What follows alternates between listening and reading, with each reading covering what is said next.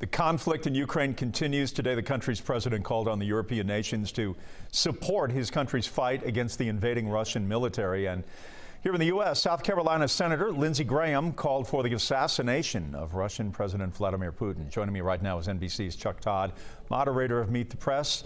Chuck, there are some Democrats and Republicans distancing themselves from Senator Graham's comments, but he is not backing down today. And of course, this is sort of uncharted territory for somebody in the U.S. Senate to be calling for the assassination of a leader of another nation.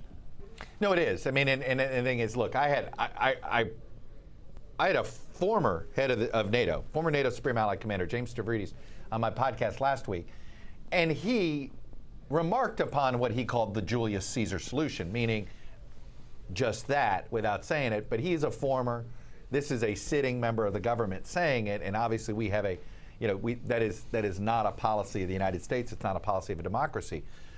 But Jeff, it gets at the larger issue, and that is every expert I've talked to now, nobody feels like this is ever going to end until an act of God or a Julius Caesar solution, right? Because that Putin seems to be either that off or that determined. Reminds us of the old line, the Ides of March.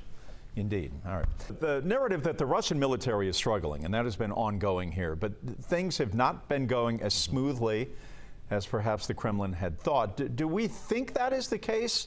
And does it make Putin more dangerous if he apparently is backed into a corner? Is the likelihood of leveling these cities now a reality?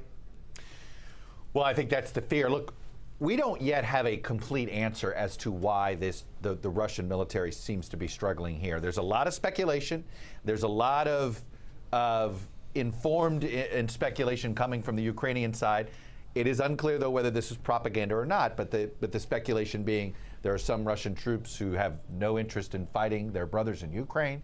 You have some Russian troops who feel as if they were misled into what this operation was going to be. The fact is there appears to be at least something that is holding the Russian army back a little bit in some form or another. Yeah. Is it a morale problem? The fact of the matter is the longer this goes, it's inevitable there's going to be a morale problem. And what does history show us, Jeff? An invading nation doesn't have the same resolve as the folks being invaded. You know who knows that lesson pretty well? Russian people who fought Napoleon. Yeah. Meet the Press airs Sunday morning at 10, right here on 11 Alive. Chuck, thanks.